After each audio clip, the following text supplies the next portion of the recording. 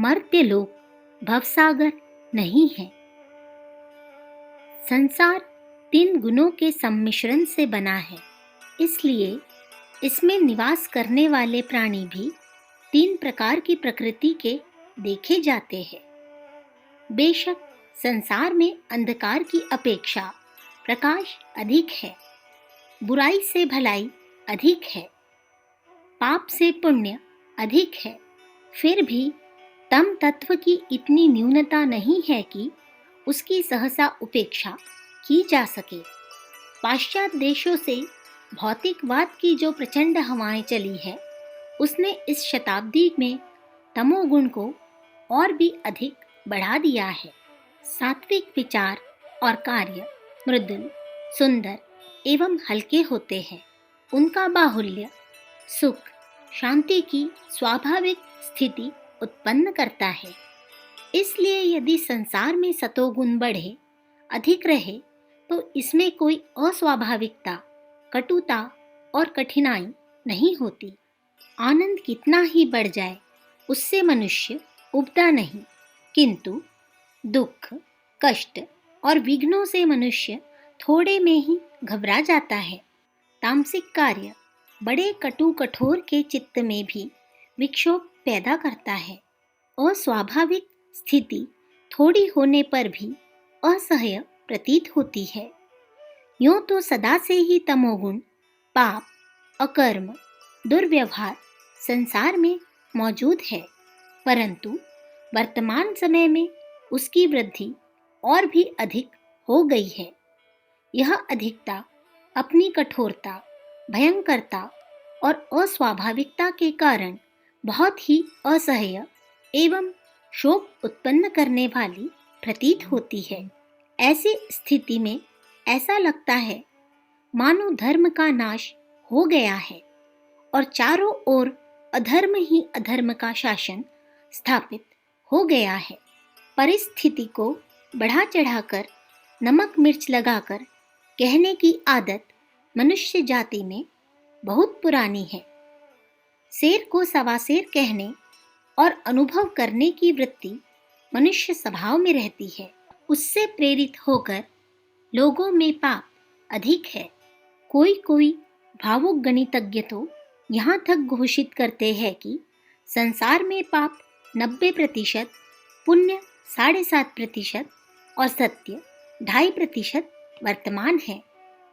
हम सदा से ऐसा मानते रहे हैं कि पुण्य से पाप अधिक नहीं हो सकता, प्रकाश से अंधकार की मात्रा बढ़ नहीं सकती, सफेदी से कालीमा ज्यादा नहीं होती।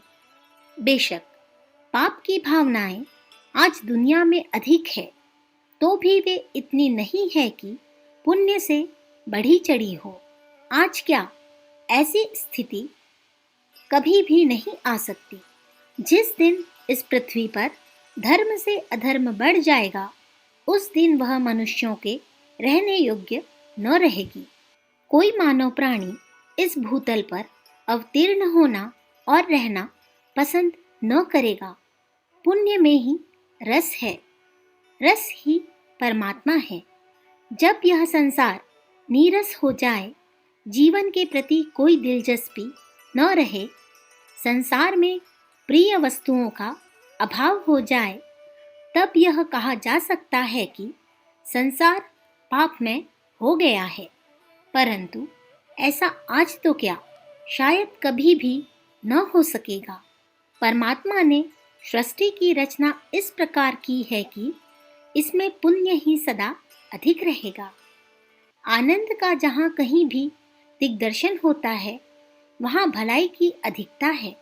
स्वास्थ्य, सौंदर्य, प्रयत्न, खोज, क्रियाशीलता, उत्साह, उपार्जन, निर्माण, उल्लास, भाव तरंग, सहयोग, सेवा आदि के गुणों और कार्यों का उद्भव पुण्य, धर्म और सतोगुणी वृत्तियों की प्रधानता से होता है। जब तक इस प्रकार के विचार और कार्यों की अधिकता है, तब तक पुण्य का, सतोगुण का अभाव नहीं समझना चाहिए। आजकल मुलम्मा साजी की बुद्धि बढ़ गई है। हानिकारक कार्यों को आनंददायक बनाया जा रहा है। तामसिकता के ऊपर सतोगुण की कलाई की जा रही है। फिर भी इतना तो मानना ही पड़ेगा कि उसमें जितना आनंद का अंश है, जितना आकर्षण है, वह सतोगुण के कारण है।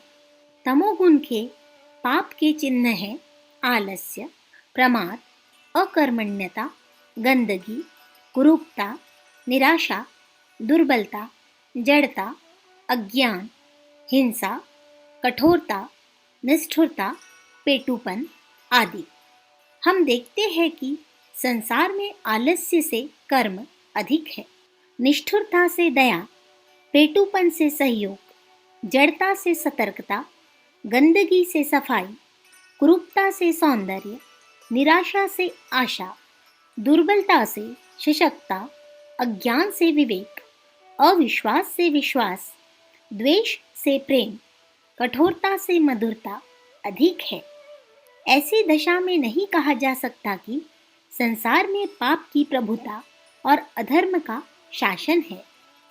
अनात्मवान लोग, जिन्हें आत्मबोध नहीं होता, जो आत्मसम्मान और आत्मगौरव को भूले हैं, वे अपने को सदा हीन, नीच, पतित तथा दुर्भाग्यग्रस्त ही अनुभव करते हैं।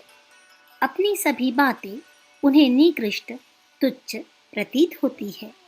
इस प्रकार के अनात्मवान व्यक्ति अपने आत्मा को कुटिल, खलकामी, अपने शरीर को नरक कुंड, अपने संसार को भवसागर, अपने समय को कलीकाल, अपने समाज को सबसे गिरा हुआ मानते हैं और निराशा के अंधकार को ही सर्वत्र देखते हैं। अपना सब कुछ बुरा प्रतीत होना दीनता और दासता की हीन मनोवृत्ति है। अपने देश में उत्पन्न हुई महान आत्माओं का हम तिरस्कार करते हैं, परंतु दूसरे देश का मामूली हमारी दृष्टि में बहुत ऊंचा जचता है। यह हीनता की भावना हमारी नस नस में समा गई है। अपनी हर चीज को हीनता के रंगीन चश्मे में होकर ही देखते हैं। जब कोई व्यक्ति इस लोक को, मृत्यु लोक को, अपनी दुनिया को तिरस्कार की दृष्टि से देखता हुआ उसे भवसागर कहता है और उससे उदासीन होकर, उपेक्षा भाव रखकर एक कल्पित स्वर्ग के स्वप्न में झोंके लेता है, तब उस हीनता की भावना का एक शर्मनाक चित्र सामने उपस्थित होता है। ऊपर आकाश में लाखों योजन ऊंचा कोई काश्मीर सा सुरम्य सोने चांदी का नगर बसा हुआ है। उसमें भगवान जी राज करते हैं। देवी देवता राज कर्मचारी है। खूब नाच गान होता रहता है। बढ़िया खाने मिलते हैं। ऐश आराम के सब साधन हैं। ऐसी कल्पनाओं के साथ एक स्वर्ग का स्वप्न देखना और उसके लिए अपनी कर्तव्य भूमि के उत्तरदायित्वों की ओर से उदासीनता, उपेक्षा एवं तिरस्कार की भावनाएं धारण करना वैसा ही है जैसे कि शेख चिल्ली ने कल्पित बीबी और बाल बच्चों के स्वप्न में सिर पर रखा हुआ घड़ा फोड़ डाला था और मजूरी पाने के स्थान पर मार खाने का परिणाम भुगता था। जो इस लोक का सुख नहीं पा सकता, वह स्वर्ग का भी सुख नहीं पा सकेगा। जिसे यह लोक भवसागर प्रतीत होता है, उसे परलोक भी नरक सा लगेगा। जिसे यहाँ के लोग कपटी, कुचाली, धूर्त, स्वार्थी, पापी दिखाई पड़ते हैं, उसे स्वर्ग में देवता भी ऐसे ही लगेंगे। इंद्र को व्यभिचारी, बृहस्पति को नास्तिक, चंद्रमा को गुरु पत्नी गामी, बुध को पिताद्रोही, यम को हत्यारा, शंकर को नशेबाज, वाराह का अभक्ष्य भोज, दुर्गा को मांसाहारी आदि समझेंगे। भगवान पर भी अनेक दोषों के आरोप की गुंजाइश है। जिन्हें इस लोक में सर्वत्र पाप ही पाप दिखाई पड़ता है, उन्हें वैसी ही सामग्री स्वर्ग में भी मिल जाएगी। इस प्रकार के पापी वहां भी दिख पड़ेंगे और अंततः भवसागर और स्वर्ग में कुछ विशेष अंतर न रहेगा। अपने पाठकों को उपरोक्त पंक्तियों में हमने यह बताने का प्रयत्न किया है कि ईश्वर ने हमें जिस पुण्य भूमि में कर्तव्य करने के लिए, जीवन का सद्व्यय करने के लिए भेजा है, वह तीर्थ भूमि भवसागर नहीं है। उसमें पापों और कष्टों की अधिकता दिखाई पड़ती है तो भी यथार्थ में यहाँ पुण्य और सत्य की ही अधिकता है। तत्वदर्शी ऋषियों ने इस वास्तविकता को अपनी सूक्ष्म दृष्टि से भली भांति समझा था और निसंदेह होकर मुक्त कंठ से घोषणा की थी, जननी जन्मभूमिश्च स्वर्गादपि गरीयसी। निश्चय ही कल्पित स्वर्ग की अपेक्षा यह वसुधा वसुंधरा जिस पर हमने जन्म धारण किया है, अनेक गुनी श्रेष्ठ है। दुख और पाप यहाँ है, परंतु पुण्य और सत्य उनसे भी अधिक यहाँ है। इस लोक में हमें उदासीन या निराश होने की नहीं, वरन इस बात की आवश्यकता है कि इस लोक की समस्याओं में पूरी दिलचस्पी ले और अधिक सुंदर और सुसंपन्न बनावे। हम मर्त्यों के लिए परमात्मा ने यह मृत्युलोक ही क्रीड़ा भूमि बनाई है। हमें उसमें पुण्य, पवित्रता और महानता की दृष्टि रखनी चाहिए। इसे ही अपना स्वर्ग समझना चाहिए। यहाँ जो बाधा तथा व्यथाएं हैं, उन्हें अपने लिए एक चुनौती समझनी चाहिए और उन्हें दूर करने के लिए प्रयत्नपूर्वक जुट जाना चाहिए। स्मरण रखिए, मनुष्य शरीर देवताओं को भी दुर्लभ है। स्मरण रखिए, जन्मभूमि स्वर्ग से भी गरीयसी है।